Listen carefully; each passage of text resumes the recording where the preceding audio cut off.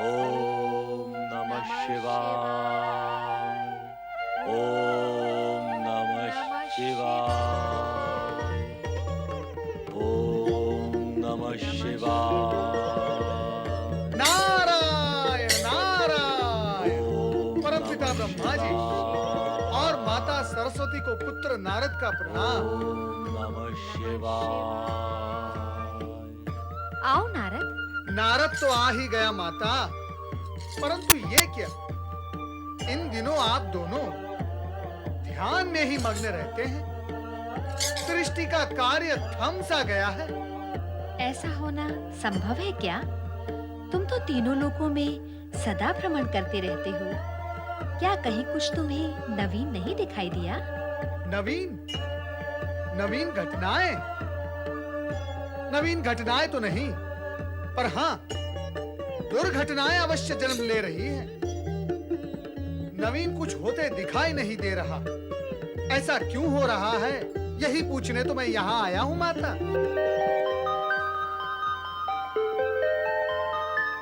नारद, तुम देवर्षि होकर असत्य भाषण भी कर लेते हो। प्रश्न में असत्यता कैसी परमपिता? मैंने तो मात्र अपनी जिज्ञासा प्रकट की है। यदि मैंने असत्य भाषण किया भी होगा तो वो लोकहित के लिए किया होगा, परंतु आपके सम्मुख असत्य बोलने का साहस ना तो मैं कर सकता हूं, ना ही दृष्टता कर सकता हूं। तो क्या ये सत्य नहीं कि तुम इस समय यहाँ नवनिर्माण की जिज्ञासा लेकर नहीं, वरन शिव की विचित्र लीला तथा मैना रानी के भ्रम के विषय में जानने आए हो? नव निर्माण की जिज्ञासा के पश्चात मैं इस विषय पर भी चर्चा अवश्य करता परमपिता, परंतु सत्य यह है कि शिवजी की लीला के कारण निर्माण के कार्य में बाधा आ रही है। नहीं नारद, ये सत्य नहीं है, तुम्हारा भ्रम है। शिव लीला से कार्य में बाधा नहीं, कल्याण की प्रेरणा प्राप्त होती है। नारायण नारायण। परमपिता, तो फिर बार-बार शिवजी मैना रानी से परीक्षा लेकर पार्वती से विवाह में विलंब क्यों कर रहे हैं? अवसर की प्रतीक्षा को ज्ञानी धीरज और शीघ्रता के लिए की गई व्याकुलता को अज्ञानी विलंब कहते हैं नारद। लौकिक रूप से विलंब हो या शीघ्रता, शिव जो भी करेंगे शुभ के लिए ही करेंगे। परमपिता, पार्वती का अटल निश्चय, मैना रानी का हठ और भोलेनाथ के परीक्षा क्रम के साथ-साथ लीला प्रसारण का अंतिम रूप और परिणाम क्या होगा? कहा ना नारद, शिव लीला का परिणाम सदा शुभ ही होता है। शिव का अर्थ ही शुभ होता है। जो शिव भक्त हैं, इस सत्य को भली भांति जानते हैं। शिव लीला में जो कुछ हुआ है, हो रहा है और होगा, वो निश्चित रूप से कल्याणकारी ही होगा। इसी कारण शिव भक्त कभी भोलेनाथ की लीलाओं में शंका प्रकट नहीं करते। धन्य हुआ मैं, धन्य हुआ। परमपिता ब्रह्मा जी और माता सरस्वती के मुख से शिव लीला के विषय में जानकर मैं धन्य हूँ। ओम नमः शिवाय, ओम नमः शिवाय, ओम नमः शिवाय, ओम नमः शिवाय, ओम नमः शिवाय, ओम नमः शिवाय।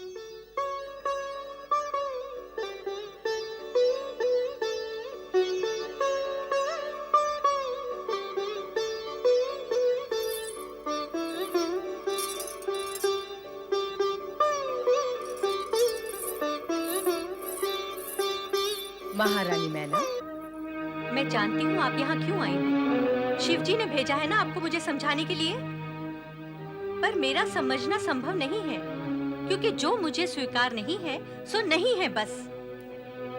मैं अपने निश्चय पर अटल हूँ और रहूंगी। प्रणाम ऋषि। मैना रानी, तुम्हारा निश्चय भी उचित है और अटल भी उत्तम, परंतु अपनी पुत्री के प्रेम में दुर्व्यवहार करना ना तो उचित है ना उत्तम। उत्तेजना में तुम सामान्य शिष्टाचार भी भूल गई। अपने आदरणीय और पूज्य जनों का समुचित स्वागत भी नहीं किया तुमने। क्षमा करें ऋषिवर। सत्य है, पुत्री के मोह और उत्तेजना में मुझसे भूल हो गई।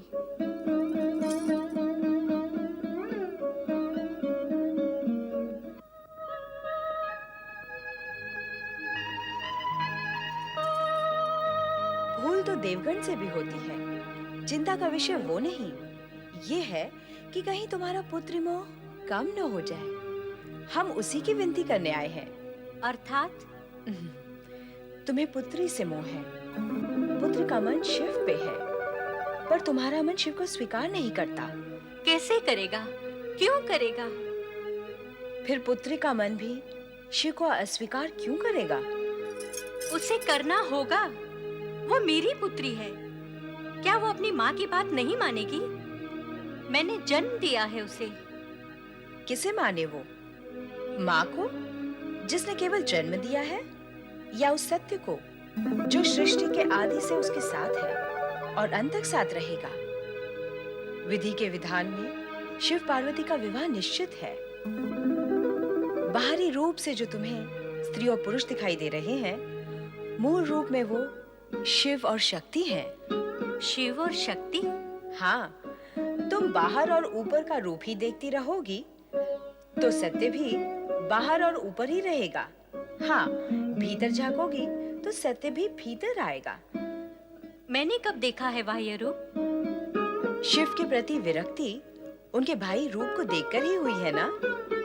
नट के रूप में देखा, कैलाश पर शिव बूढ़े ब्राह्मण के वेश में प्रकट हुए। तुम्हारे भवन में वैष्णव ब्राह्मण बनकर आए। क्या आवश्यकता थी ये सब करने की? अति आवश्यक था। भगवान शिव तुम्हें इस सत्य से परिचित कराना चाहते थे कि बाह्य रूप भले ही कितना भी भव्य, सुंदर एवं आकर्षक हो, किंतु भीतर से सब कुछ शून्य हो तो वो हितकारी नहीं होता है। इसके विपरीत, यदि बाह्य रूप भव्य, सुंदर एवं आकर्षक न हो, किंतु भीतर गुण, प्रतिभा, चरित्र, इस सब की संपदा हो, तो वो श्रेष्ठ और हितकारी होता है। तुम्हारे माध्यम से ही भगवान शिव संपूर्ण जगत को ये संदेश देना चाहते हैं कि रूप नहीं, गुण और शुभ उद्देश्य स्थायी और कल्याणकारी होता है। ऐसा लग रहा है आप सत्य कह रही हैं। मैं असत्य क्यों कहूंगी? तुम यदि अपनी पुत्री का विवाह सुख संपदा के स्वामी किसी राजकुमार से कर देती हो, किंतु चरित्र और गुण प्रिय तुम्हारी पुत्री उस राजकुमार के चरित्र और गुणों से संतुष्ट न होकर दुखी हो जाती है, तो तुम्हें क्या सुख मिलेगा? अपनी पुत्री के दुख में क्या तुम दुखी नहीं हो जाओगी? विधाता न करे ऐसा हो। तो फिर विधाता के संकेत में छिपे हुए संदेश को पहचानो और उसे मान लो। तुम्हें पुत्री से मोह है, पुत्री को शिव से। इसलिए अपनी पुत्री के हित में तुम भी शिव के प्रति शुभ भावना रखते हुए उन्हें अपना जमाता स्वीकार करो। वैसे हमने शिव विवाह के लिए मार्गशीर्ष शुक्ल त्रयोदशी का मुहूर्त निश्चित किया है। बधाई हो मैना रानी, पुत्री के विवाह का शुभ मुहूर्त भी निश्चित हो चुका है। अब कहो, क्या कहना चाहती हैं? अब कहने को शेष क्या रह गया है? जैसा आप सब उचित समझे करें। समस्त देवगण की भी यही इच्छा है। और अभी अभी देवी अरुंधति ने जो सत्य प्रकट किया है, मैं उससे सहमत हूँ। आपकी सहमति सभी की प्रसन्नता और कल्याण का कारण है मैना रानी। अब तो यही उचित होगा कि शीघ्र ही गर्ग ऋषि द्वारा भगवान शिव को विवाह की निमंत्रण पुस्तिका भिजवाई जाए। अवश्य देवी, अवश्य।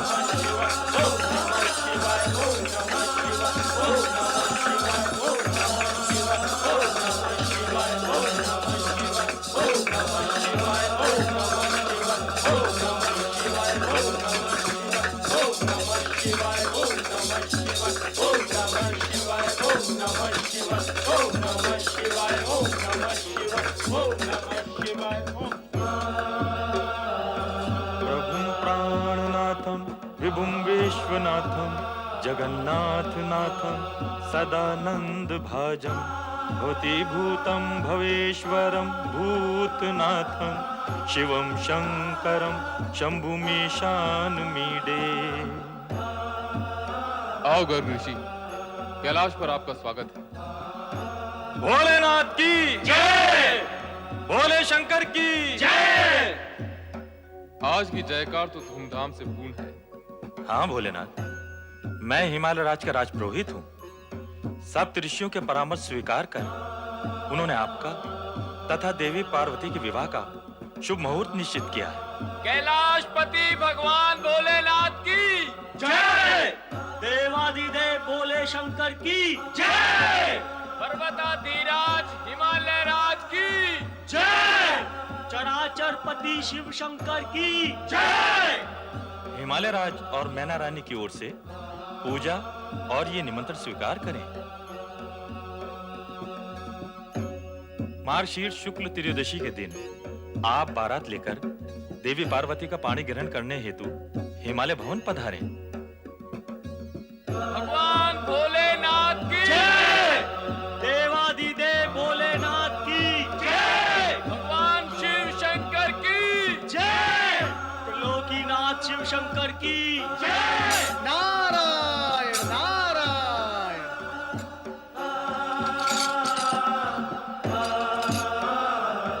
ऋषिवर, आपने भगवान शिव तथा देवी पार्वती के विवाह के प्रथम पर्व को प्रारंभ करके अत्यंत शुभ और महान कार्य किया है।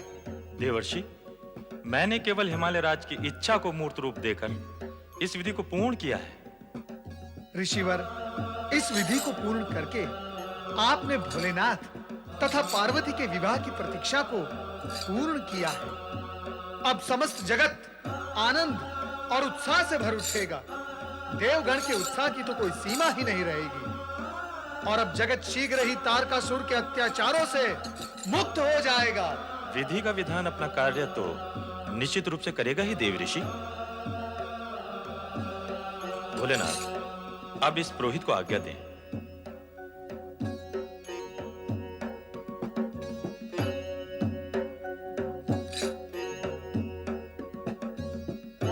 हे भोलेनाथ, आज का दिन जगत में अत्यंत शुभ और प्रसन्नता का दिन है।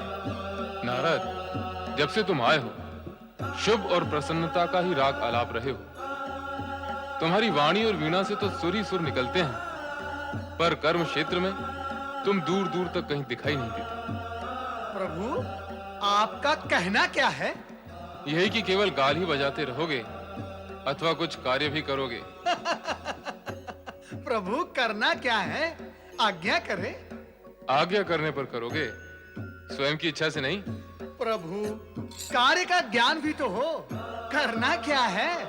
अर्थात जब कार्य बताया जाएगा तब करोगे। अभी अभी तुम गर्ग ऋषि से कह रहे थे कि उन्होंने शिव पार्वती विवाह का प्रथम पर्व आरंभ किया। कहा था अथवा नहीं? हाँ हाँ, अवश्य कहा था। तो अब द्वितीय पर्व तुम क्यों नहीं आरंभ करते? समझ गया प्रभु, सब समझ गया। ये चला नारद द्वितीय पर्व आरंभ करने। पर सुनो तो, इस पर्व को आरंभ कैसे करोगे? नारायण नारायण। आपका दूत बनकर परमपिता ब्रह्मा जी, श्री हरि विष्णु, देवराज इंद्र, सभी देवगण, सभी ऋषिगण, इन सभी को आपके विवाह की सूचना देकर उन्हें विवाह में सम्मिलित होने का निवेदन पूर्ण आमंत्रण दूंगा। उन्हें प्रसन्न रखूंगा भोलेनाथ। नारायण नारायण। ओम नमः शिवाय, ओम नमः शिवाय, ओम नमः शिवाय, ओम नमः शिवाय, ओम नमः शिवाय, ओम नमः शिवाय, ओम नमः शिवाय, ओम नमः शिवाय, ओम नमः शिवाय, ओम नमः शिवाय। अरे अरे अरे अरे, मैं क्यों पृथ्वीलोक की ओर जा रहा हूँ? मुझे तो स्वर्गलोक जाकर देवगण को सूचित करना होगा। शिव पार्वती विवाह की सूचना पाकर सबसे अधिक प्रसन्नता देवताओं को ही होगी। इसीलिए उन्हें ही सर्वप्रथम आमंत्रित एवं सूचित करना उचित होगा। चलो नारद। सबसे अधिक प्रसन्नता देवताओं को ही होगी। निश्चित ही देवताओं को ही होगी। नारायण नारायण। दुष्ट तारकासुर के कारण देवता ही सबसे अधिक कष्ट में हैं।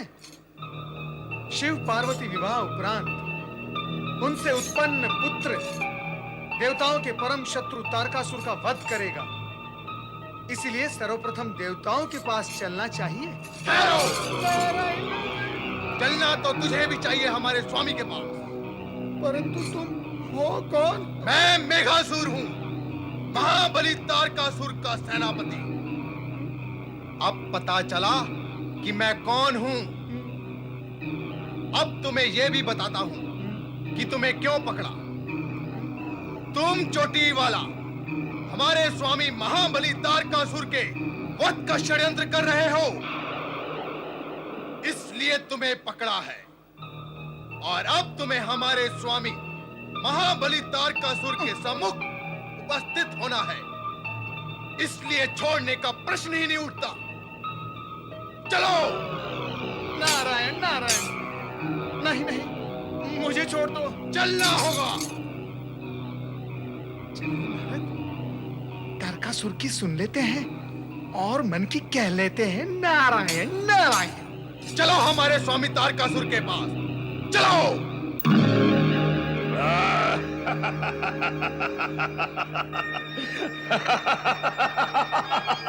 दानवराज महाबली तारकासुर की नारायण नारायण। नारद, तुम मेघासुर, इसे क्यों पकड़ लाए? इसलिए कि आप सोच सके और सोचकर निर्णय ले सके। स्पष्ट रूप से कहो मेघासुर, कहना क्या चाहते हो? महाबली, ये नारायण भक्त शिव की भक्ति करते हुए देवताओं को सूचित और आमंत्रित करने जा रहा था। ये दुष्ट आपका अमंगल सोच रहा था महाबली। ये चोटी वाला हमारा क्या अमंगल करेगा? अमंगल ये स्वयं नहीं करता, ये तो केवल सोचता है और करवाता है। इसका तो सोचना ही मां भयंकर है। मैंने इसे सोचते हुए देखा है। मेरा तो रोम रोम कांप गया इसे सोचते हुए देखकर। ऐसा क्या सोचते हुए देखा तुमने? बोलो। आपके वध के कार्यक्रम पर सोच रहा था महाबली। क्या? हाँ दैत्यराज, शिव पार्वती विवाह से पुत्र उत्पन्न होगा। शिव पुत्र जो आपका वध करेगा। आपके वध से देवता प्रसन्न होंगे, इसलिए देवताओं को शिव पार्वती विवाह का वो शुभ समाचार देने जिसके भीतर आपके वध का कार्यक्रम छिपा हुआ था। आकाश मार्ग से जा रहा था ये चोटी वाला। इसे ऐसा सोचते हुए मैंने देख लिया और आपके पास पकड़ कर ले आया महाबली। हे नारद! नारायण नारायण। दैत्यराज, क्रोध करने से किसी को लाभ नहीं हुआ, हाँ हानि अवश्य हुई है। क्रोध करने से रक्त का प्रवाह विरुद्ध दिशा में बहने लगता है, अर्थात शरीर जीवन की ओर न बढ़कर मृत्यु की ओर बढ़ने लगता है। ज्ञानी और संतजन प्रभु से यही प्रार्थना करते हैं कि हे प्रभु, हमें मृत्यु की ओर से अमरत्व की ओर ले चलो। परंतु आप तो विपरीत दिशा में गमन कर रहे हैं दैत्यराज। नारद, बहुत अधिक बोलते हो तुम। बोल का ही तो मोल होता है दैत्यराज। फिर ये प्रश्न नहीं कि मैं अधिक बोलता हूँ या कम बोलता हूँ, मधुर बोलता हूँ या कटु बोलता हूँ, भयभीत होकर बोलता हूँ या निर्भय होकर बोलता हूँ। नहीं, आप मात्र इतना विचार करें कि मैं सत्य बोलता हूँ या नहीं। नारद, क्या तुम अपनी वाणी पर कभी विराम नहीं लगाते? तो आप दैत्यराज मेरी वाणी पर विराम लगाने के इच्छुक हैं, क्योंकि दैत्यराज आप पे सत्य सुनने और उसे सहन करने की सामर्थ्य नहीं है। नारद! मेरी वाणी से यदि आपको इतना कष्ट होता है, तो आपके अत्याचार से प्रजा को कितना कष्ट होता होगा। दैत्यराज, यदि विराम लगाना ही है आपको, तो अपने अत्याचार हिंसा पर विराम लगाएं। सावधान नारद। सावधान तो मैं हूं ही दैत्यराज, परंतु आप अपनी हिंसा, स्वार्थ, अत्याचार और दुर्भावना पर विराम क्यों नहीं लगाते? दैत्यराज, जन जन की वाणी की गति तुम्हारे विरुद्ध बढ़ती जा रही है। ना तो तुम जन चेतना के प्रवाह को रोक सकते हो, ना जन साधारण के सत्य को रोक सकते हो, ना ही जनवाणी को रोक सकते हो। यदि रोकना ही है दैत्यराज, तो अपने पाप कर्मों को रोको, और यदि विराम लगाना ही है तो अपनी तामसिक वृत्ति पर लगाओ। नारद, नारद, हम तुम्हें नहीं छोड़ेंगे। दैत्यराज, दुष्कर्म करने की सौगंध ही ले रखी है आपने। कभी कभार भूले भटके सत्कर्म करने का विचार ही कर लिया करो। करना तो संभव क्या होगा? ये दुष्ट नारद तो महाबली को उत्तेजित ही करता जा रहा है। परिणाम भी यही भुगतेगा महाबली। हे नारद, तुम्हारा ये विराम जो तुम हम पर लगाना चाहते हो, हम तुम्हारे जीवन पर लगा देंगे। फिर न रहेगा बांस और न बजेगी बांसुरी, ना देवताओं को निमंत्रण जाएंगे, ना शिव पार्वती विवाह होगा। फिर हम हिमालय राज्य प्रवेश कर वहां की विवाह की सभी तैयारियों पर विराम लगा देंगे। नारायण नारायण, ज्ञानी सत्य ही कहते हैं कि अज्ञानी में दूरदर्शिता होती ही नहीं। क्या कहा तूने? भूल हो गई। इतना बड़ा सत्य आपकी छोटी सी बुद्धि में नहीं समाएगा। अभी तक जो मैंने कहा उस पर ध्यान न देकर अभी जो मैं कहने जा रहा हूँ, कृपया आप उस पर ध्यान दें। क्या कहोगे? यही कि अपनी मृत्यु से पूर्व अपने मरने का आयोजन न करो। शिव आज्ञा विरुद्ध यदि आपने हिमालय क्षेत्र में प्रवेश किया अथवा आक्रमण किया, तो परमपिता ब्रह्मा जी का वरदान भी आपको नहीं बचा सकता। शिवपुत्र के उत्पन्न होने से पूर्व ही शिव जी के क्रोध से आप मारे जाओगे। महाबली, आप इस नारद को अपने विरुद्ध षड्यंत्र करने के अपराध में तुरंत दंडित करेंगे तो इसका प्रलाप बंद हो जाएगा। नारद, सावधान! शिव दूत पर आक्रमण करने से शिव क्रोध से नहीं बच पाओगे दैत्यराज। इस मेघासुर के हाथों से बचकर तो मैं कभी का जा सकता था, परंतु मैं यहाँ तुम्हें सावधान करने आया हूँ।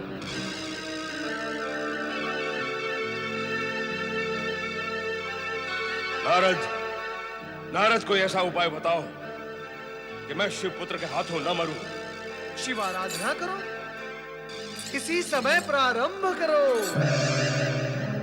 कहाँ गया?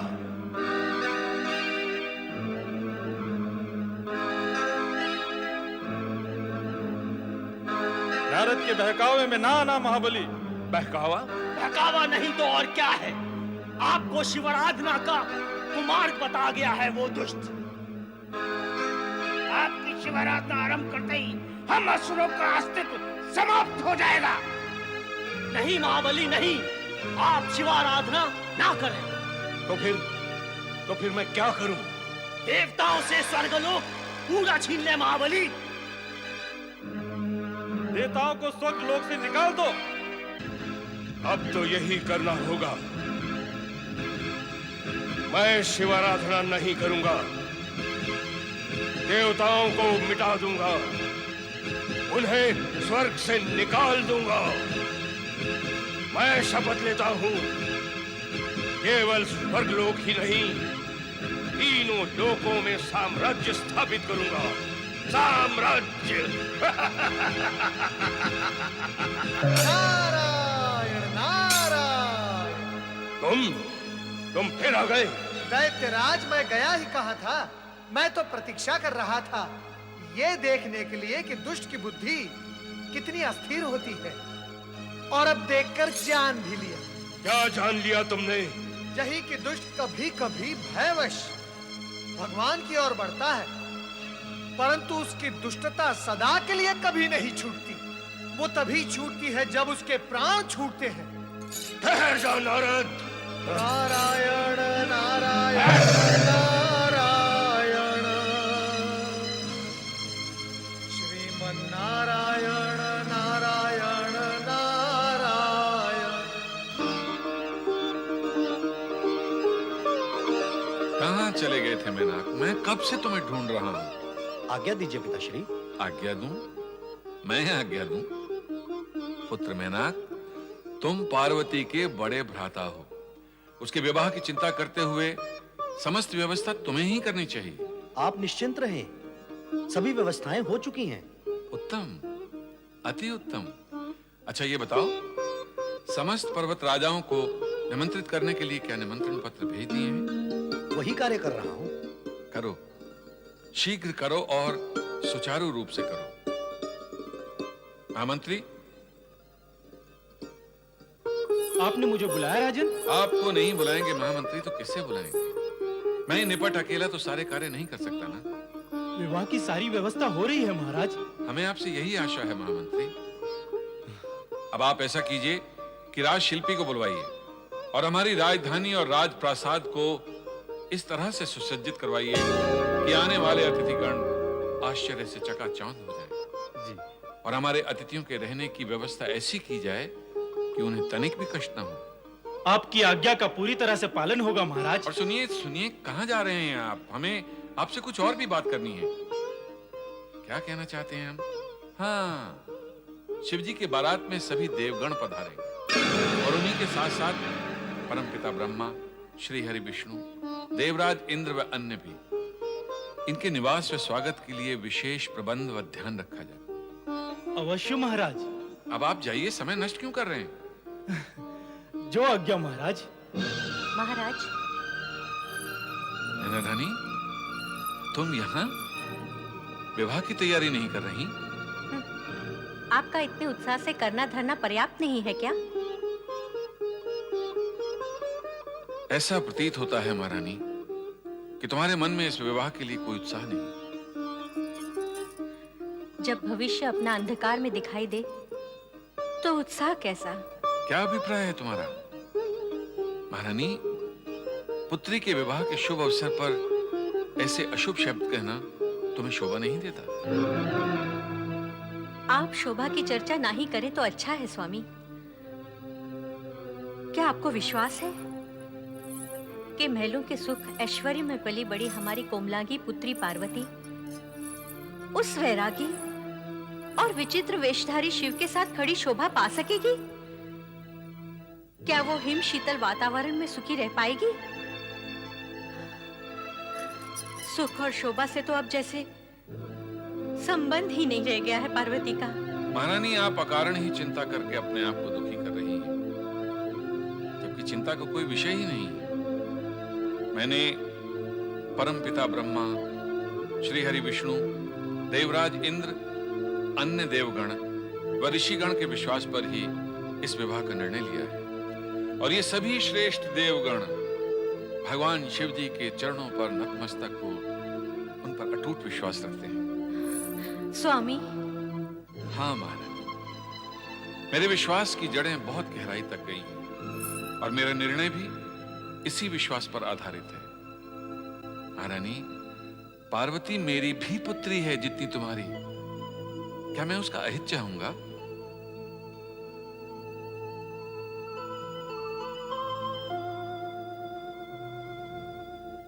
चिंता छोड़ दो महारानी। क्षमा करें स्वामी, किंतु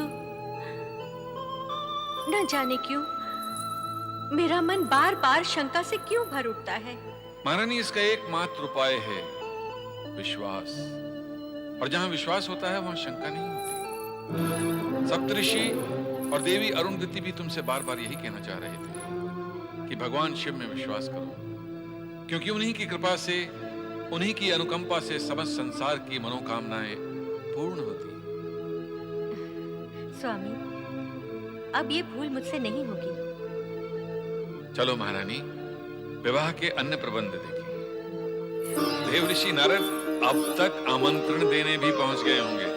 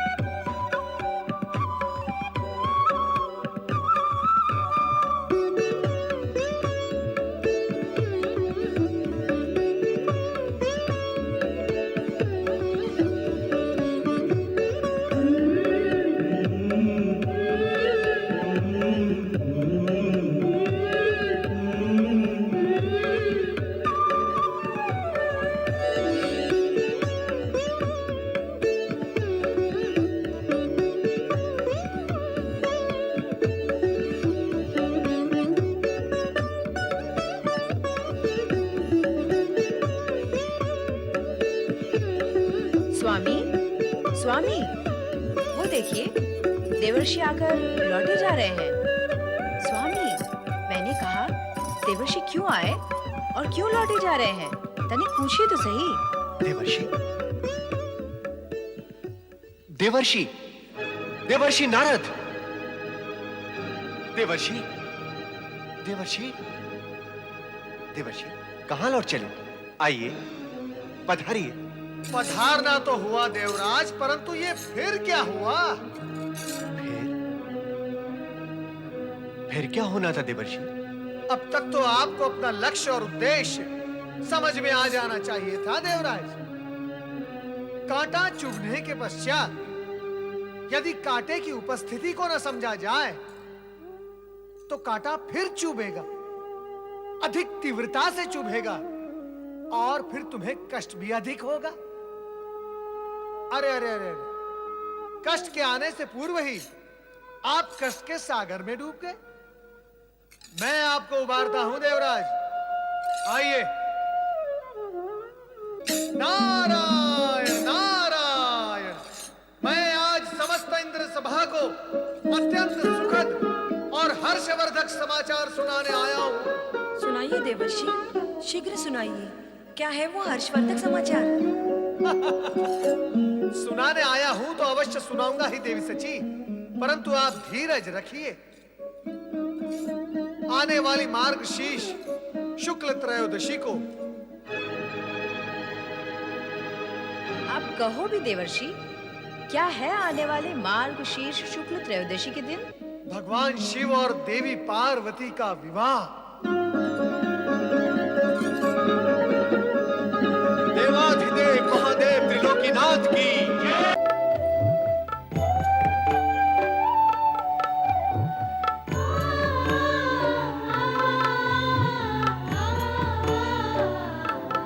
ओ यमुना, देख तो, देख देख सामने। क्या? कृष्णा, कृष्णा, ये गंगा और यमुना ही है ना? हमारी गोदावरी, एक पतित पावन गंगा और दूसरी सूर्य पुत्री यम की बहन यमुना। सामने तो देख, वो कृष्णा और गोदावरी है ना? हाँ, है तो। और मुझे लगता है कि वो दोनों भी हमारे विषय में यही चर्चा कर रही हैं। लगता है हमारी तरह ये भी पार्वती का श्रृंगार करने ही आई हैं। चलो। स्वागत है गोदावरी और कृष्णा का। आप दोनों पार्वती का श्रृंगार करने आई हो ना? आओ पार्वती का श्रृंगार करें। आज पार्वती का रूप तो अलौकिक होगा। देखकर हम सबकी आंखें धन्य हो जाएंगी। आओ चले। चलो।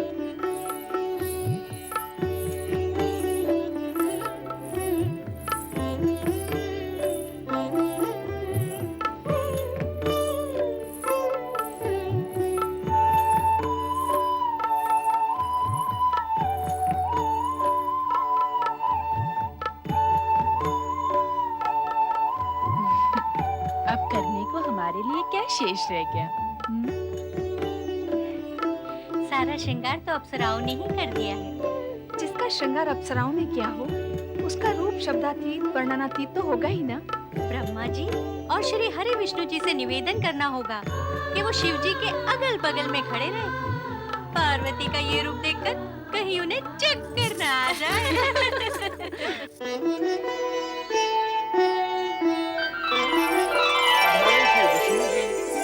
माता लक्ष्मी जी, परमदेव ब्रह्मा जी और माता सरस्वती जी, आपका स्वागत नंदी करता है।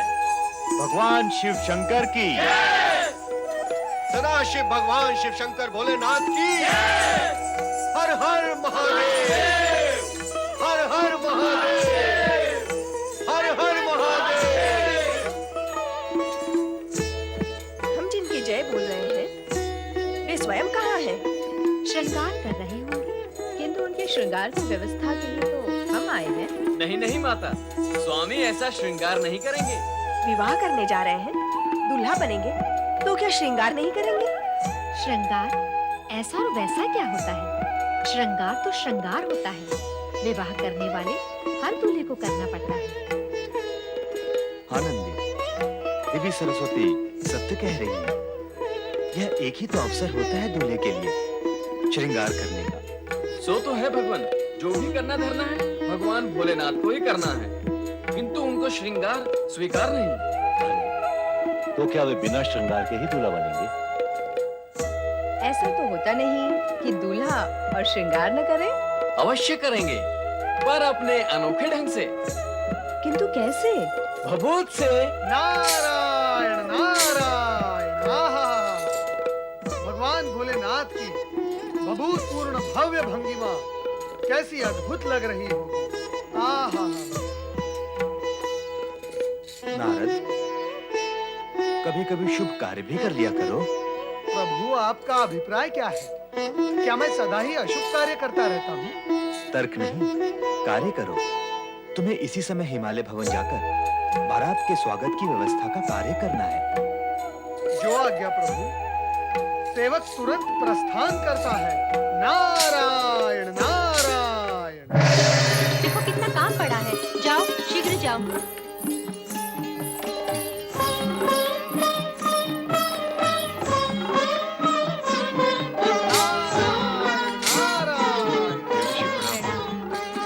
कहिए देवऋषि, मंडप देखा आपने, कैसा लगा? महारानी, यदि आप तीनों लोक में दुर्लभ सुंदर शिवजी के दर्शन करती तो मैं आपसे पूछता कि आपको दूल्हा कैसा लगा। आपके सुंदर मंडप में अति सुंदर दूल्हा जब सुंदर दुल्हन के साथ प्रवेश करेगा तो जगत की संपूर्ण सुंदरता वहीं थम कर रह जाएगी। अरे, आप तो सुंदरता के दर्शन करेंगे ही, परंतु मैं जो यहाँ करने आया हूँ उसका क्या होगा? नारायण नारायण। देवऋषि, क्या करने आए हैं आप? हिमालय राज, मैं तो यहाँ भगवान श्री हरि विष्णु की आज्ञा अनुसार बारात के स्वागत का प्रबंध देखने के लिए उपस्थित हूँ। मेरा संबंध तो दोनों पक्षों से है। वर पक्ष और वधु पक्ष दोनों ही मुझे अपना समझते हैं। और आप हैं भी तो दोनों के। देवऋषि, बारातियों के स्वागत की सर्वोत्तम व्यवस्था की गई है। अतिथियों की सुख सुविधा के लिए हर प्रकार का प्रबंध किया गया है। हमारे अतिथियों को तनिक भी कष्ट नहीं होगा। आप चाहें तो स्वयं निरीक्षण कर लें। हिमालय राज, आपने शब्दों का जो चित्र मुझे दिखाया है उसके पश्चात और मैं क्या देखूं? बारात तो अब तक प्रस्थान भी कर चुकी होगी।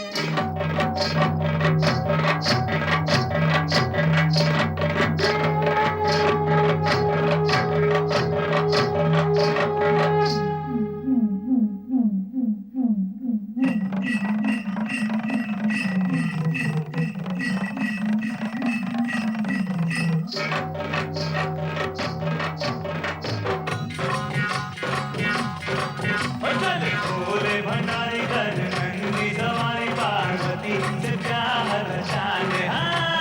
भोले भंडारी कर नंदी सवारी पार्वती से प्यार रचाने। एक ऐसा भेष निराला गले साजे मुंडमाला, देखो घर संसार बसाने, अपना संसार बसाने। भोले भंडारी कर नंदी सवारी पार्वती से प्यार रचाने।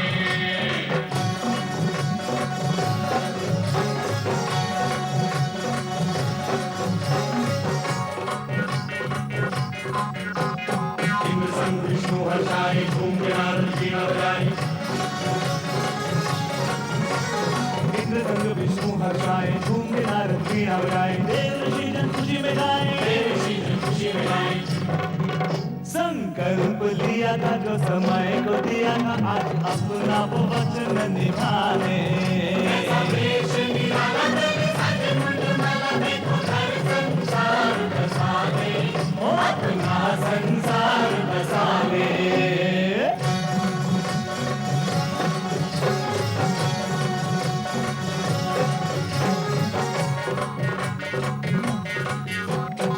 बाराती भूत चले हैं, घर के संग भूत चले हैं। बाराती भूत चले हैं, घर के संग भूत चले हैं। हो गरियम भूत चले हैं, हो गरियम भूत चले हैं। तन भभूत रमाए, माथे तिलक सजाए, भय क्षय तो जगत से मिटाने। ऐसा वेश निराला गले साजे मुंडमाला, देखो घर संसार बसाने, अपना संसार बसाने।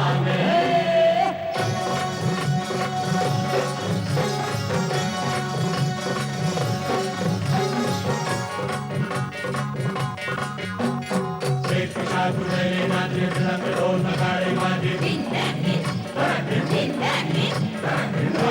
कुड़ैले नाचे मृदंग ढोल नगाड़े बाजे अद्भुत रूप दुनिया साजे अनहोनी विपदाएं आलू खुशियां मनाए कैसा खेल रचा विधना ने कैसा देश निराला बने साजे कुंडमाला देखो घर संसार बसावे अपना संसार बसावे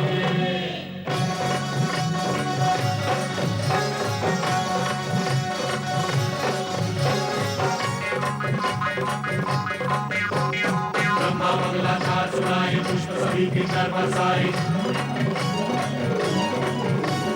ब्रह्मा मंगलाचार सुनाए पुष्प सभी के कर बरसाए आज मगन है सभी दिशाएं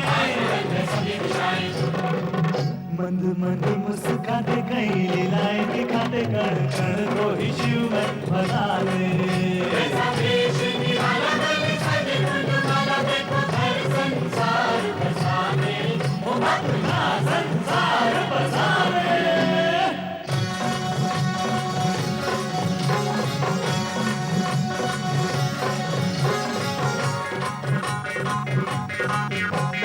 भीमा कन्यादान करेंगे मैना जी के भाग्य लगेंगे भीमा कन्यादान करेंगे मैना जी के भाग्य लगेंगे शिव शक्ति जब दोनों मिलेंगे जग कल्याण होगा देव सम्मान होगा सच होंगे सब सपने सुहाने देश निराला बने साजे कुंडमाला देखो घर संसार बसावे ओ अपना संसार बसावे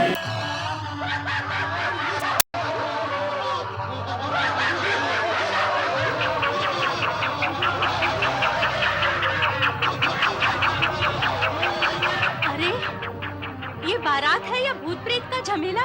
नहीं महारानी, वो देखिए अपनी जामाता शंकर जी को श्वेत वृषभ पर देखिए, कितना सुंदर और अनुपम रूप है उनका।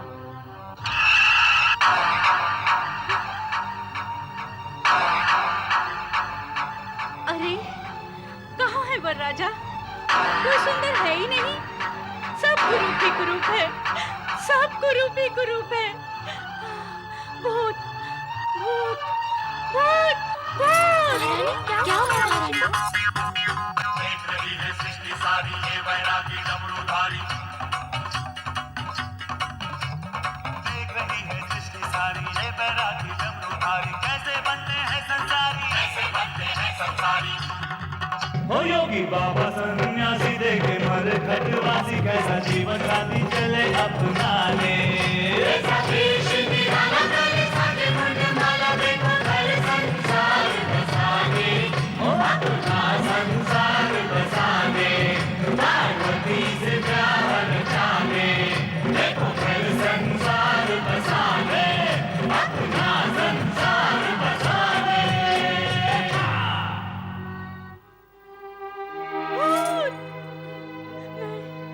मैं उस भूतनाथ को अपनी पुत्री नहीं दूंगी, पुत्री नहीं दूंगी, उस सागर को अपनी पुत्री नहीं दूंगी, उस भूतनाथ को अपनी पुत्री नहीं दूंगी, नहीं दूंगी। क्या हुआ? छल हुआ, कपट हुआ, देवताओं और ऋषि मुनियों ने मिलकर मुझे छला है, मुझे छला है, मुझे छला है। अब क्या हुआ महारानी? क्यों प्रलाप कर रही हो? प्रलाप नहीं करूं तो और क्या करूं? आप सबने मेरे साथ छल किया है, छल किया है। मुझे शिव का सुंदर रूप, सुंदर वर्णन सुनाकर सहमत कर लिया, पर मैंने देखा था उसका भयानक रूप। नहीं, नहीं, मैं अपनी फूल सी बच्ची उस भूतनाथ को नहीं दूंगी, मैं अपनी बच्ची उस भूतनाथ को नहीं दूंगी, नहीं दूंगी। महारानी, इस शुभ घड़ी में ऐसे अपशब्द क्यों कह रही हो? सब अशुभ है, सब अशुभ है। मैं उस भयानक भूतनाथ को अपनी पुत्री नहीं दूंगी, नहीं दूंगी, नहीं दूंगी। नारायण नारायण। व्यथा की कोई बात नहीं है महारानी मैना देवी। शांत हो जाइए, आप शांत हो जाइए। वैकुंठनाथ, मेरे मन में, मेरे जीवन में अशांति पैदा हो चुकी है। मैं कैसे शांत हो जाऊं? महारानी, नारायण नारायण। मैना रानी, शुभ अवसर पर अशांति की चर्चा आपको शोभा नहीं देती। इसका कारण मैं नहीं हूँ देवऋषि। मुझे दिलाया गया विश्वास है जो अब असत्य हो चुका है। महारानी, कहीं कुछ भी असत्य नहीं है। तो फिर सत्य क्या है? अभी अभी मैंने जो शिव का रूप देखा है, क्या वो सत्य है? यदि वो सत्य है तो मुझे स्वीकार नहीं है। मुझे कहा गया था कि वो तीनों लोक से न्यारे हैं। छल किया गया है मेरे साथ। तुम्हारे साथ छल करने से किसका हित होगा मैना रानी? पार्वती, तुम यहाँ क्यों आई हो? ना आती तो क्या करती? तुम इतने ऊंचे स्वर ना निकालती तो मैं यहाँ क्यों आती? मुझे ऊंचे स्वर निकालने का कोई चाव नहीं है पार्वती, पर मैं देखती आंखों से तुझे अंधकार में नहीं जाने दूंगी। तुम्हारी आंखों ने जो देखा वो अंधकार नहीं, भ्रम है, भ्रम। एक बार द्वार पर चलकर देखो, भ्रम दूर हो जाएगा। पर ये भ्रम मुझे ही क्यों होता है? तुझे या किसी अन्य को क्यों नहीं होता?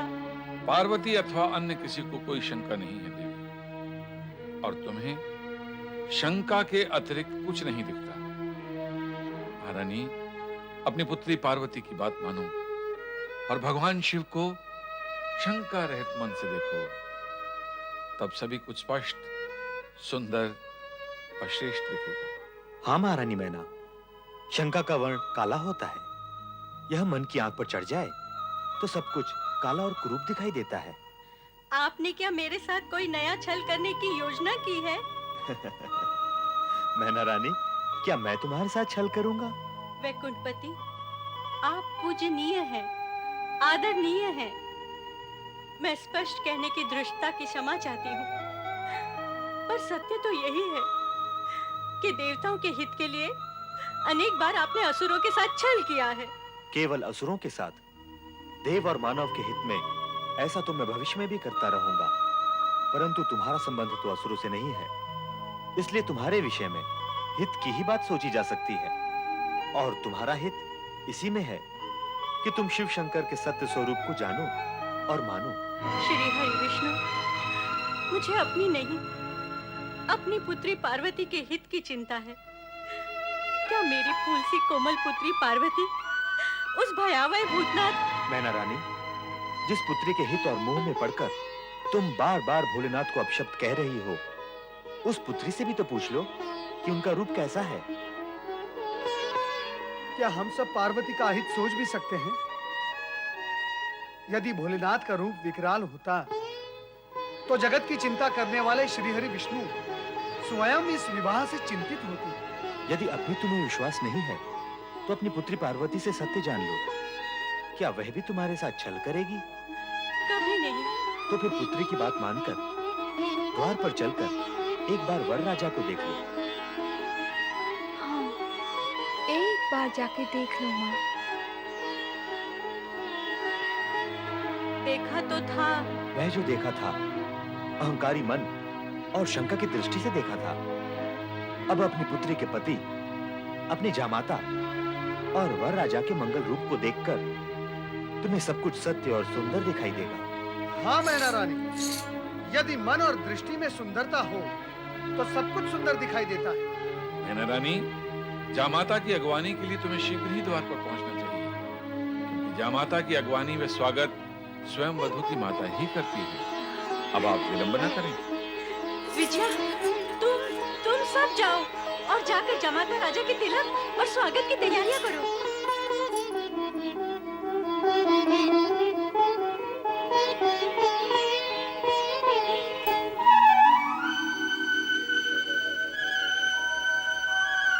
चराचरपति कैलाशनाथ भगवान शिव शंकर का मैनाक स्वागत करता है। प्रभु, मेरा प्रणाम स्वीकार करिए।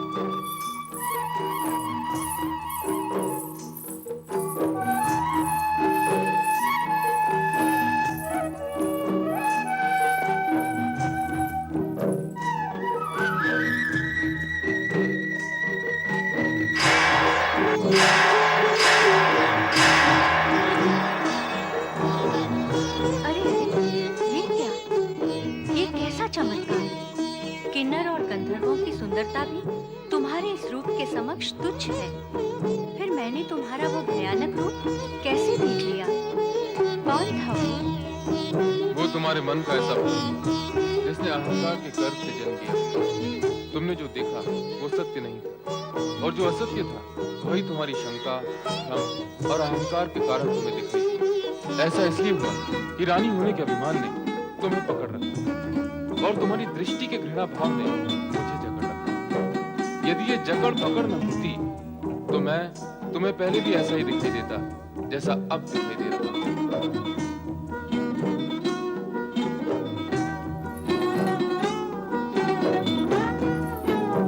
अर्थात मेरा ही दोष था। हाँ, लीला मेरी थी और दोष तुम्हारा था। तुम्हारा आशंकित मन ऐसे दृश्य और आकृतियां देखने का इच्छुक था जो तुम्हारे भ्रम, अहंकार और असत्य को संतुष्ट कर सके। जो कुछ तुमने देखा वो तुम्हारी कुशंकाओं का प्रतिबिंब था।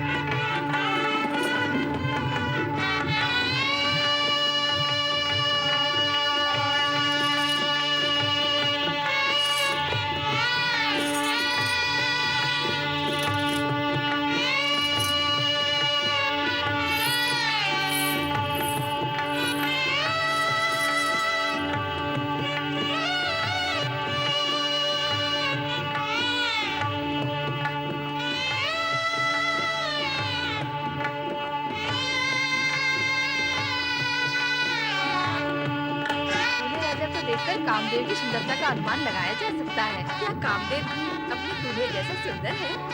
अरे ओ चपला, कामदेव दूल्हे जैसे नहीं, दूल्हे राजा कामदेव जैसे सुंदर हैं। चुप कर चुप। कहाँ भोलेनाथ का अनंत रूप और कहाँ बेचारा कामदेव। देखती नहीं, दूल्हे का मनोहारी रूप समा नहीं रहा आँखों में।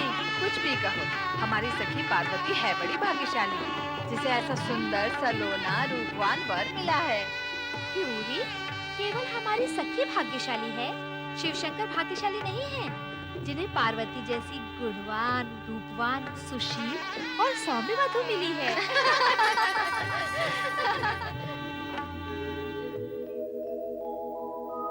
मेरा दैवयुता सुधा मधुमयी सच्शांतिदा मातृका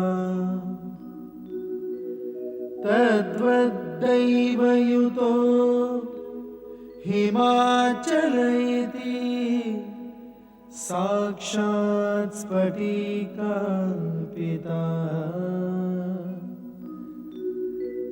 सार्धं प्रकृति वैभवादि विशदै सानन्दयुक्तैः स्वरैः कथ्यन्ते शिव पार्वती सुखकर भूयात् सदा मङ्गलम्।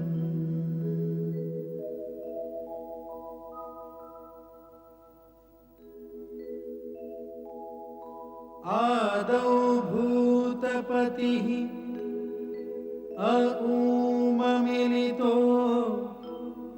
ओंकार व्याहार्यते एकोऽहं बहुश्याम भवनतया धातृहरि निर्मितो पश्चाद विश्वसमान प्राकृतजना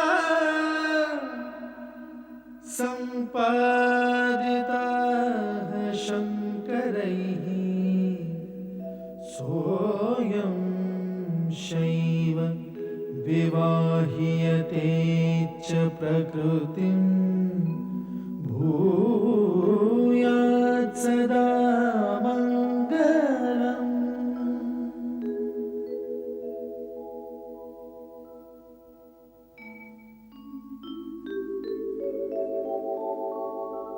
शान्तं पद्मासनस्थं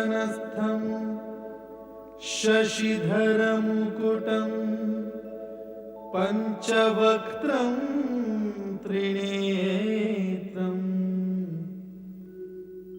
शूलं वज्रं कृपाणं त्रिशूलमपि युतं दक्षिणागे वहन्तम् नागं पाशं च घण्टां डमरुक सहितं चाङ्कुशां वामभागे नानालङ्कारयुक्तं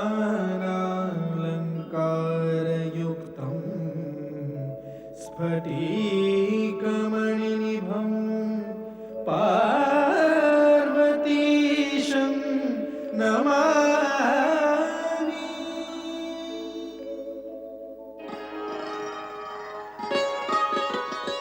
हिमालय राज, कन्यादान की विधि पूर्ण करने के लिए कन्या का पिता वर से उसका कुल, गोत्र एवं पिता का नाम, साथ ही वेद एवं शास्त्र का ज्ञान पूछता है। अतः आप वर से इस विषय में पूछें।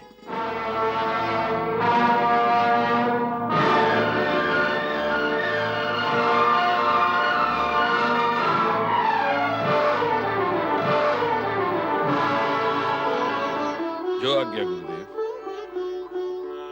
वर राजा, मैं आपसे अनुरोध करता हूं कि आप कृपा करके अपने कुल, गोत्र, पिता का नाम व ज्ञान के विषय में विस्तार पूर्वक बताएं।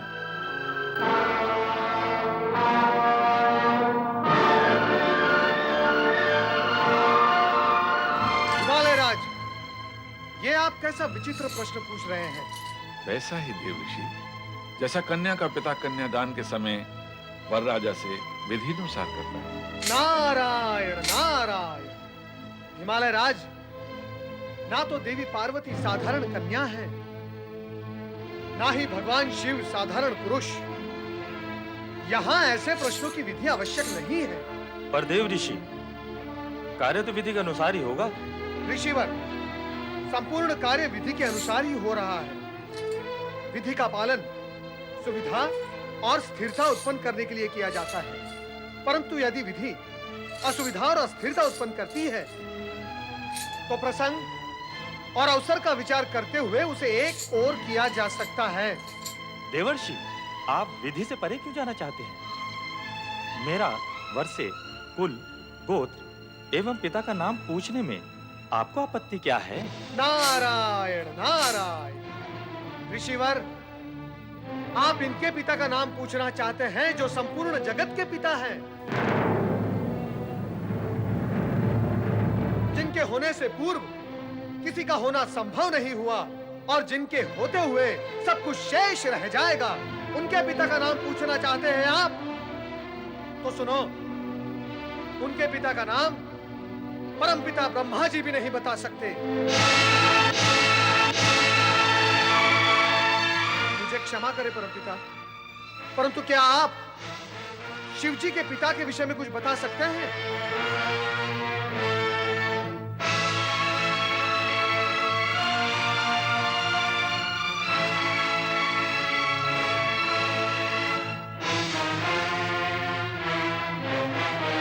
श्री हरि विष्णु, क्या आप जानते हैं कि शिव जी के पिता कौन थे?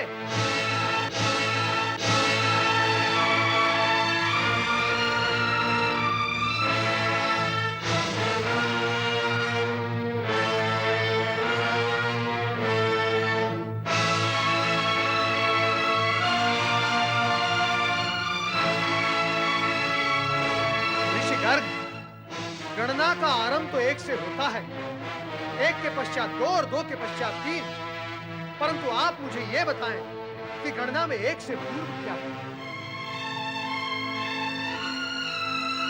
बताएं ऋषिवर कि गणना का अंतिम अंक क्या है?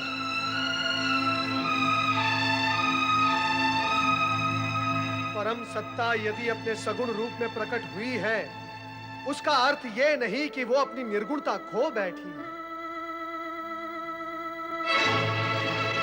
ऋषिवर, महेश्वर सभी कुल गोत्र से परे परात् पर ब्रह्म है। ये गोत्रहीन होकर भी सर्वश्रेष्ठ गोत्रवान है। ये कुलहीन होकर भी परम कुलीन है तथा सर्वथा निर्गुण होकर भी सगुणवान है।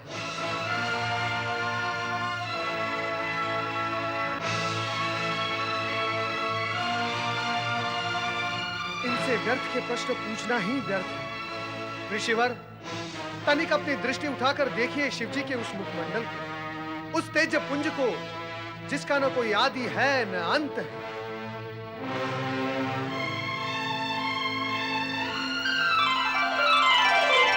वो सार्वभौम है, सर्वश्रेष्ठ, परम सत्य, परम ब्रह्म, परम पिता परमेश्वर का भी भला कोई पिता हो सकता है? क्षमा करें, क्षमा करें शिव शंकर, मुझसे भूल हो गई।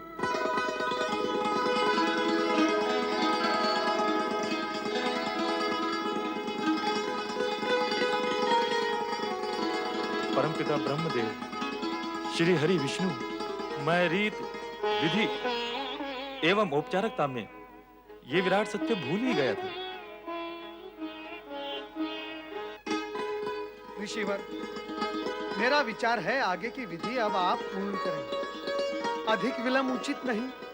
अवश्य अवश्य, आरंभ करें।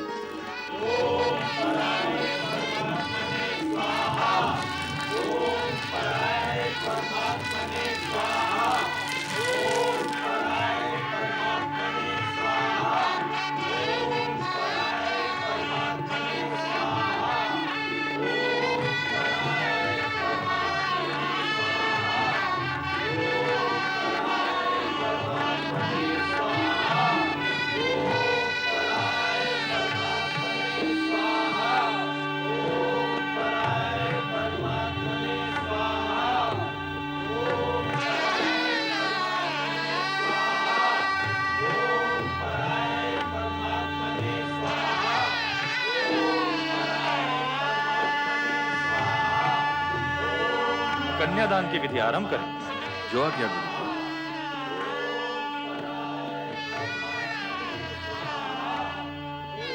इमां कन्यां शुद्धम अहम ददामि परमेश्वर, भाग्यार्थम त्वं परिग्रह्य प्रसीद सकलेश्वर।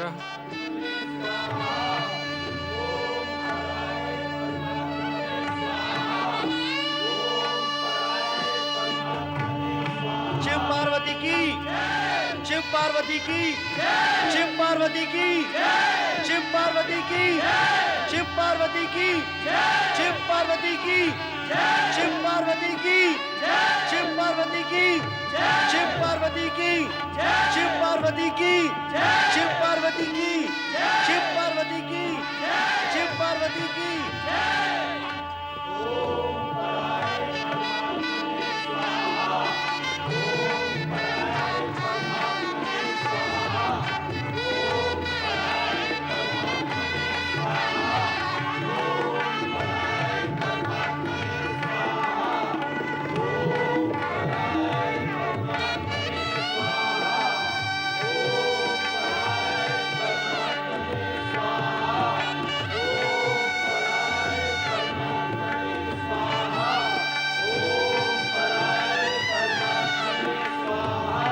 कैसे हुआ?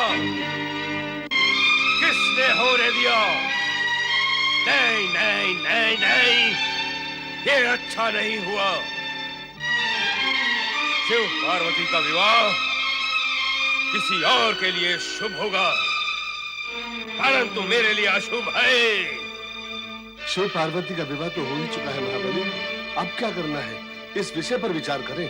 नहीं नहीं,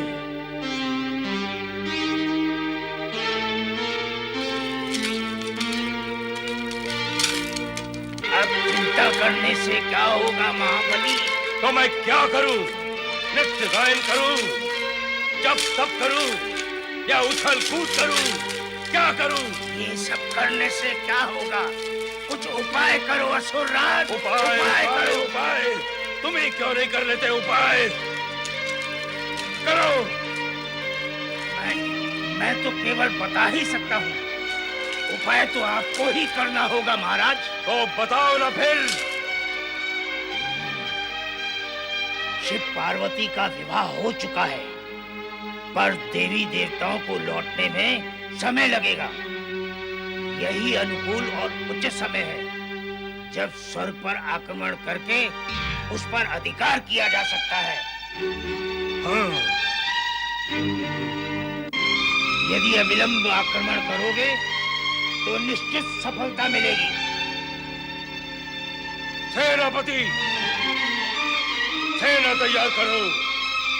हम इसी समय स्वर्ग पर आक्रमण करेंगे। आक्रमण हो।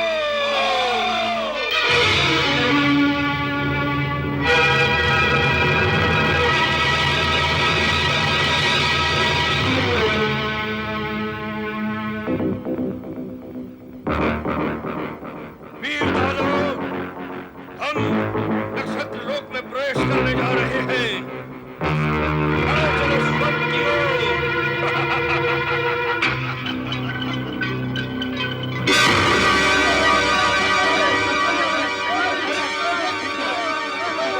ये क्या है? ये कैसा प्रकाश है?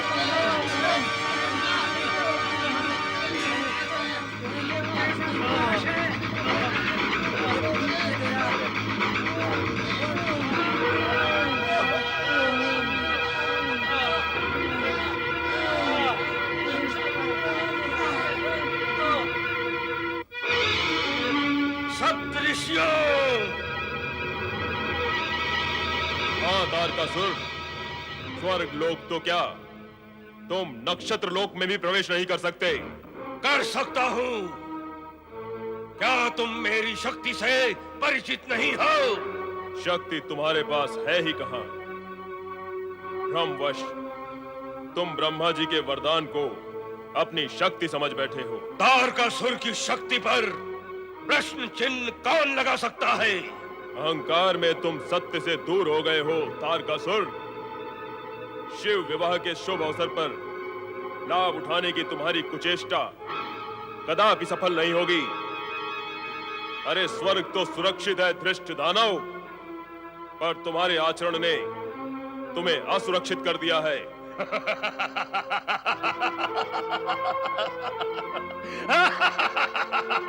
तुम्हारा ये अहंकार पूर्ण हास्य तुम्हारी विपदा का कारण बन जाएगा तारकासुर। तुम देवाधिदेव महादेव से टकराने का दुस्साहस कर रहे हो। अरे देवेश्वर को ज्ञात था कि तुम देवगण के विवाह में व्यस्त होने का लाभ अवश्य उठाओगे। तुम्हारे अवरोध की व्यवस्था पूर्व निश्चित है। मेरे मार्ग में आने वाले किसी भी अवरोध से टक्कर लेने का साहस मुझ में है। निर्बुद्धि, तू तुरंत चला जा यहाँ से, अन्यथा तू पृथ्वी लोक कभी नहीं पहुंच पाएगा। चला जाऊं? जिस प्रयोजन से मैं आया हूं उसे संपूर्ण किए बिना ही चला जाऊं? शिव पार्वती के विवाह को संपन्न करा के तुमने शिव पुत्र की उत्पत्ति को संभव बनाया है, अर्थात मेरे वध का आयोजन किया है तुमने। मैं भी तुम लोगों के विनाश का आयोजन करता हूं। वीर दानवों, टूट पड़ो इन मुट्ठी भर ऋषियों पर।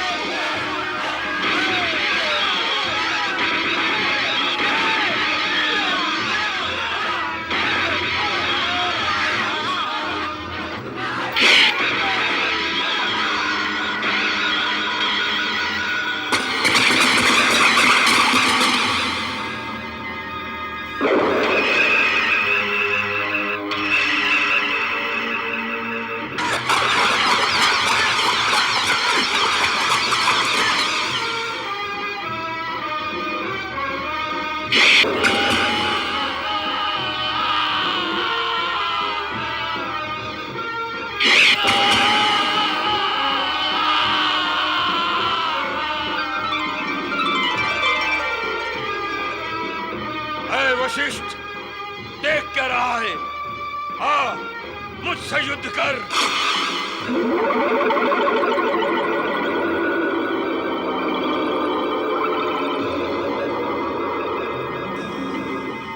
मूर्तिवत मंत्र से मैंने तुझे स्थिर कर दिया है। देख, देख अपनी सेना की विनाश लीला देख।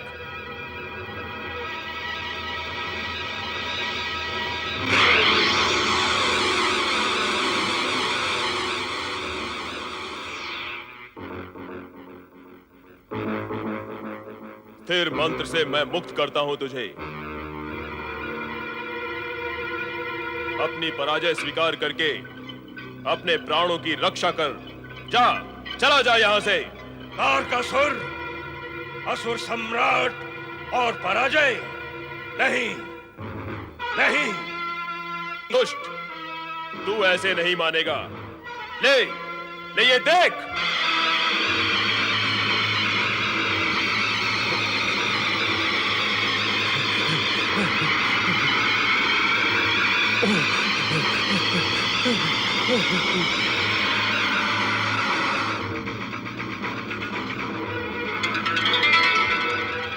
ओम नमः शिवाय।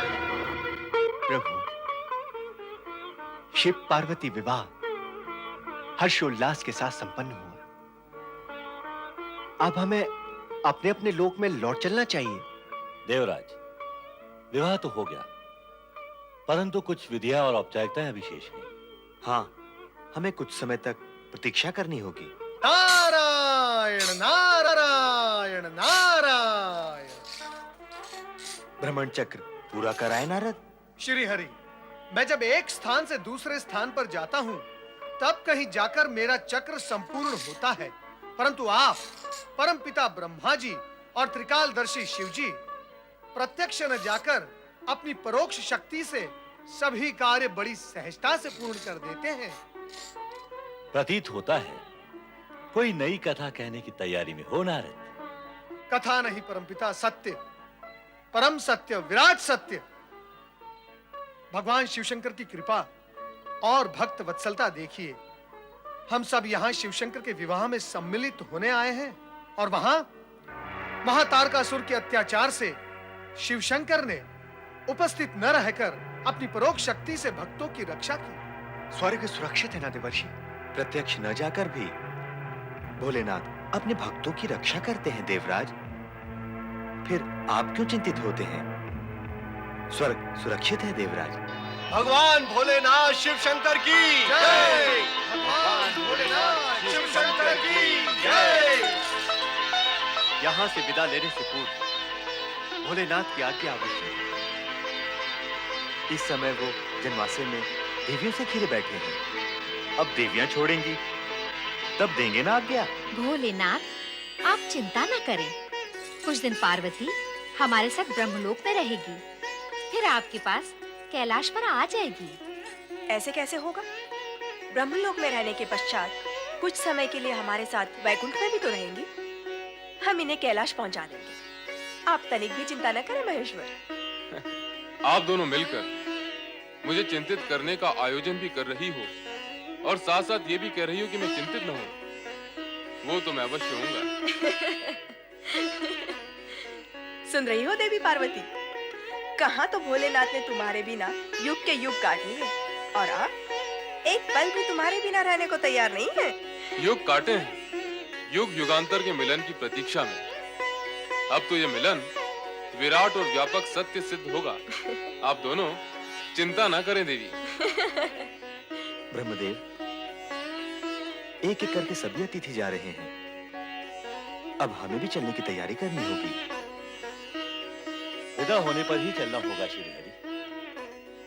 हिमालय राज न जाने क्यों बारात को विदा करने में विलंब कर रहे हैं। नारायण नारायण नारायण, श्रीमन नारायण नारायण नारायण। कहाँ चले गए थे नारद?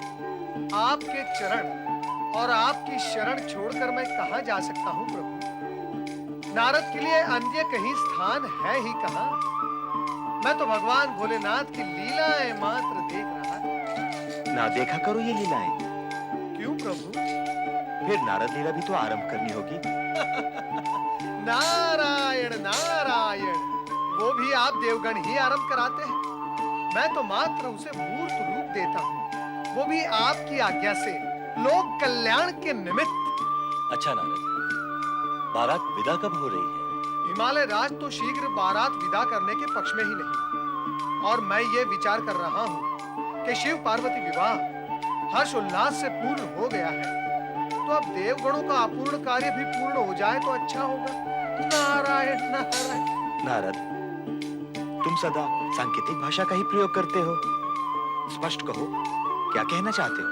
श्री हरि, संपूर्ण जगत जिसके संकेत पर संचालित हो रहा हो, उन्हें भला सांकेतिक भाषा समझने में कठिनाई कैसे हो सकती है? प्रभु, मेरा अभिप्राय यह है कि देवगण तारकासुर के अत्याचार से कब मुक्त होंगे? सभी कार्य यथा समय पूर्ण होते हैं नारद। ये कार्य भी समय आने पर ही पूर्ण होगा। नारद, देवराज इंद्र और देवताओं के प्रतिनिधि बनकर तुम उनके पक्ष में विचार नहीं कर रहे? क्या उन्होंने तुम्हें इसी प्रयोजन से यहाँ भेजा है?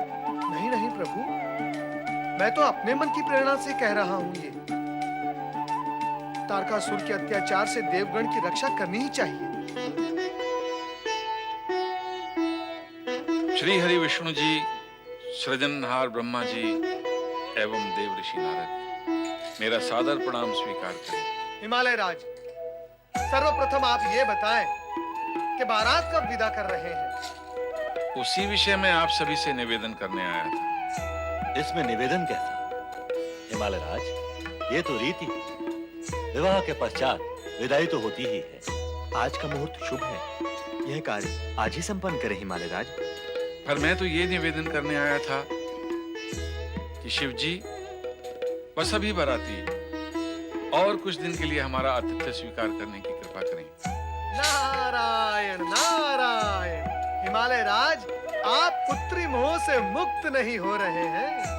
देव ऋषि नारद, संतान के मोह से कोई पिता मुक्त नहीं हो सकता। पार्वती का विवाह शिव जी से हो चुका है पर्वतराज। अब पुत्री के प्रति अधिक मोह उचित नहीं। कन्या को तो पराये घर जाना ही होता है। अब आप शिव पार्वती को सहर्ष विदा करें। मैं भी तो यही चाहता हूँ ब्रह्मदेव। फिर बाधा कहाँ है?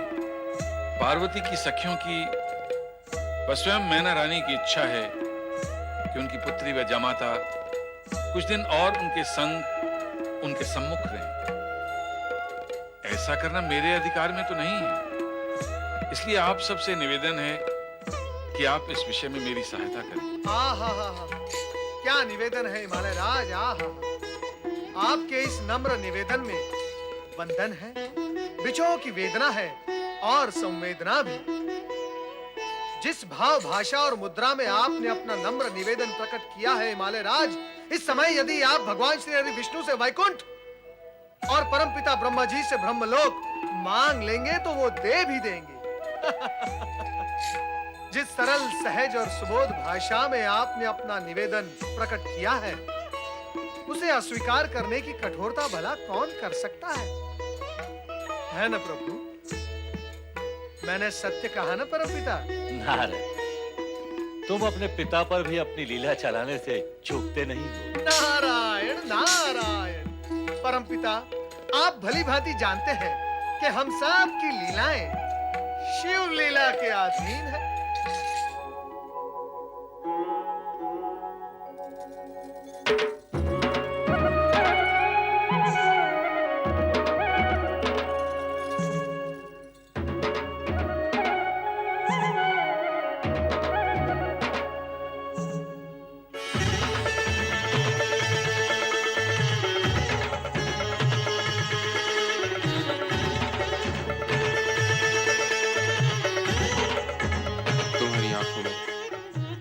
प्रश्न झलक रहा है। क्या तुम कुछ पूछना चाहती हो?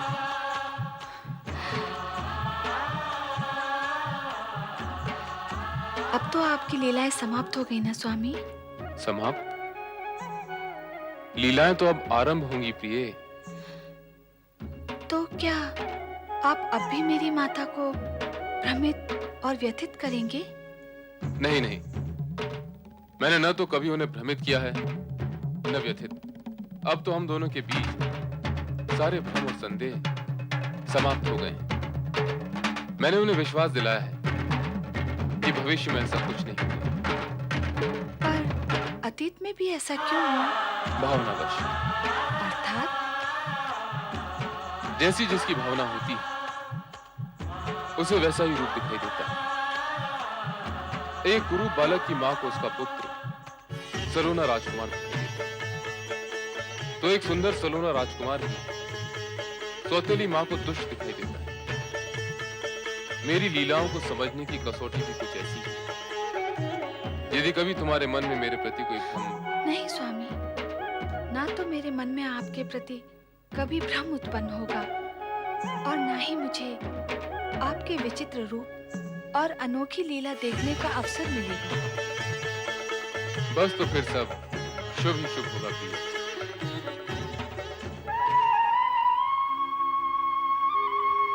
नारायण नारायण नारायण।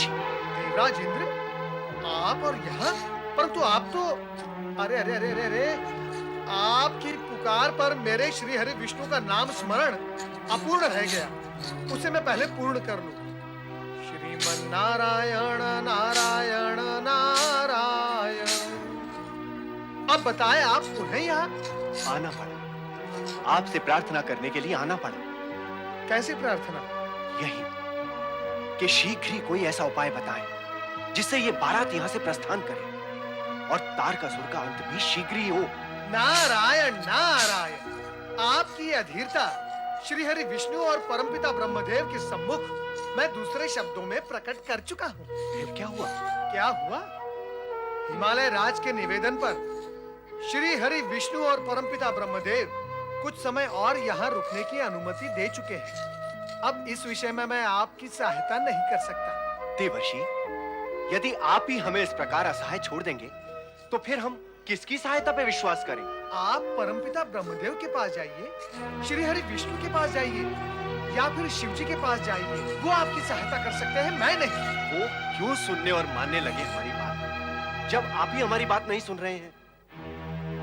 देवर्षि, त्रिदेव तक जितनी पहुंच आपकी है उतनी अन्य किसी की नहीं है। नारायण नारायण। देवराज, आप मुझ पर अपनी लीला चला रहे हैं। मैं लीला नहीं चला रहा हूँ देवर्षि, मैं तो केवल आपसे प्रार्थना कर रहा हूँ। शीघ्र ही कोई ऐसा उपाय बताएं जिससे ये बारात यहाँ से प्रस्थान करे और तारका... देवर्षि, कल तक नन्ही सी बच्ची थी, आज कैलाशपति की पत्नी बन गई। अब ये हिमालय भवन छोड़कर कैलाश चली जाएगी। हाँ, हाँ, हमारी महारानी अब अकेली रह जाएगी। मैना रानी, पुत्री का विवाह जगत के श्रेष्ठ वर श्री शिव भगवान से आनंद पूर्वक और निर्विघ्न संपन्न हुआ है। पुत्री का आयुष्य सुखमय है। तुम्हें तो इससे अति प्रसन्न होना चाहिए, पर तुम उदास हो, क्यों भला? पुत्री का वियोग ऐसा ही होता है देवी लक्ष्मी। जिस माँ की पुत्री सदा सदा के लिए अपने पति के घर जा रही हो, उसके हृदय की क्या दशा होती है, यह तो केवल माँ ही जान सकती है। पर ये तो होता आया है और होता ही रहेगा। कन्या को माता पिता का गृह त्याग कर पराये घर जाना ही पड़ता है। पुत्री का भावी जीवन सुखी हो, माता पिता के लिए यही सबसे बड़ा सुख है। दुख ना करो महारानी, हर्ष और उल्लास के साथ पुत्री को विदा करो। नारायण नारायण नारायण। श्रीमन नारायण नारायण नारायण। नारद, तुम यहाँ? क्या करता? मैना रानी का दुख मुझे यहाँ खींच लाया, परंतु आपके दुख का कारण क्या है? पुत्री का वियोग ही दुख का कारण है नारद। नारायण नारायण। मैना रानी, कहीं आप इस कारण तो दुखी नहीं कि भगवान शिवशंकर आपकी पुत्री के लिए अयोग्य वर हैं? नहीं देवऋषि, नहीं, कदापि नहीं। शिव जी तो संसार के श्रेष्ठ वर हैं। मेरी पुत्री पार्वती उनके साथ सदैव सुखी रहेगी। मेरे मन में उनके प्रति जो शंकाएं थी, उसी कारण मैं दुख पाती रही हूँ। पर अब सब कुशंकाएं समाप्त हो चुकी हैं देवऋषि। तो फिर तुम दुखी क्यों हो? प्रसन्नता पूर्वक अपनी पुत्री को विदा क्यों नहीं करती? तुम्हें पुत्री मोह है और तुम्हारी पुत्री भगवान शिवशंकर पर मोहित है। विवाह पश्चात तुम्हारे मोह का नहीं, इनके मोह का अधिक महत्व है। अतः मोह त्याग कर प्रसन्नता पूर्वक अपनी पुत्री को विदा करो।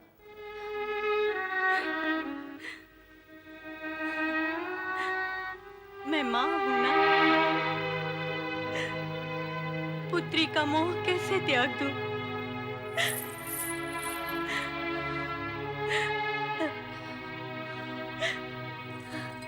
अपने हृदय के अंश को अलग करके विदा करना आसान ही है। मेरी पुत्री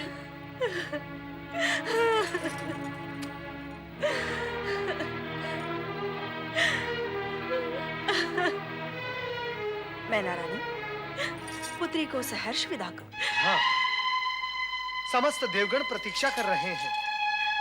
अब बारात विदा कर दीजिए। अब अधिक विलंब उचित नहीं। नारायण नारायण।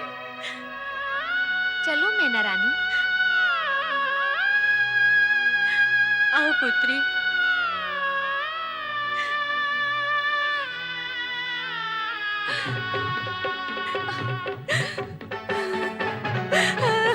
मेरी पुत्री।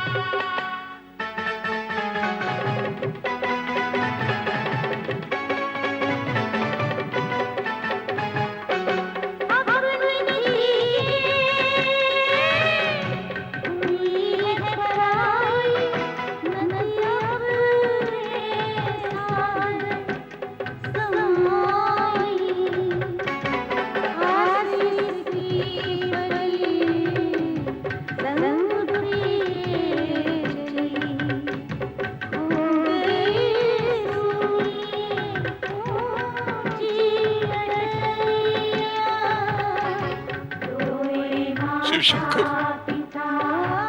आज से हम आपको अपना सर्वस्व सौंप रहे हैं। बड़े लाड प्यार से पली है मेरी बच्ची, उसका ध्यान रखना भोलेनाथ। आप तनिक भी चिंता ना करें, मैं पति धर्म का पालन करते हुए पार्वती के सुख दुख का सदा ध्यान रखूंगा। तो अब चलें भोलेश्वर? जैसी आपकी इच्छा। आज जाती है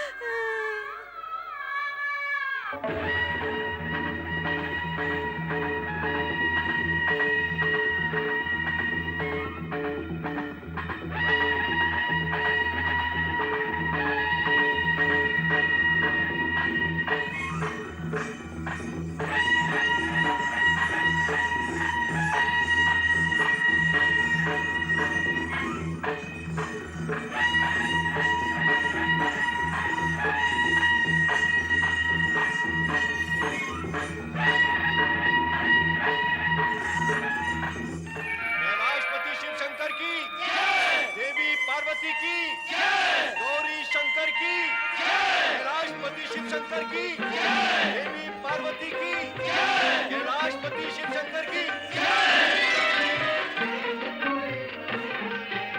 हे शिव शंकर, विवाह के इस मांगलिक एवं शुभ अवसर पर हमारी ओर से बधाई स्वीकार करें।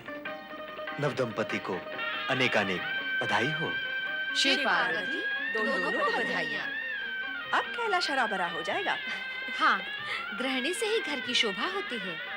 और शोभा तो गृह प्रवेश कर चुकी है। अत्यंत मंगलमय समय है भोलेनाथ। हाँ देवराज, चारों ओर मंगलमय वातावरण है। ऐसी शुभ घड़ी इससे पूर्व इस जगत में कभी नहीं आई। समय परिवर्तनशील है देवराज। हम सभी की मंगल कामना है। क्या आपका दाम्पत्य जीवन सुख एवं समृद्धि से परिपूर्ण हो। आप सभी को अनेकानेक धन्यवाद। विवाह में आकर बारात की शोभा बढ़ाई, पूर्ण सहयोग दिया। मैं आप सभी का आभारी हूं।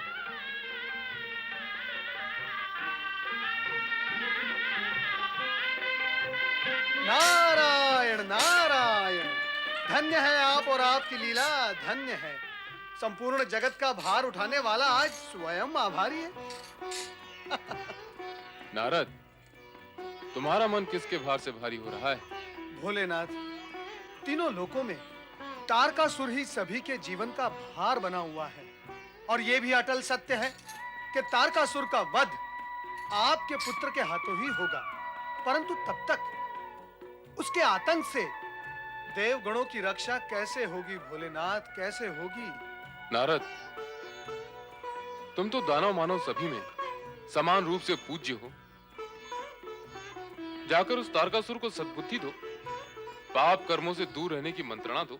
दुष्ट, अहंकारी और अभिमानी प्राणी सुबुद्धि से दूर भागते हैं और सुबुद्धि की मंत्रणा देने वाले को मारने के लिए उसके पीछे भागते हैं।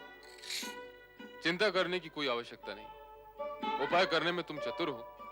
यदि फिर भी कार्य सिद्ध नहीं हुआ तो हम अन्य कोई उपाय करेंगे। हर हर महादेव।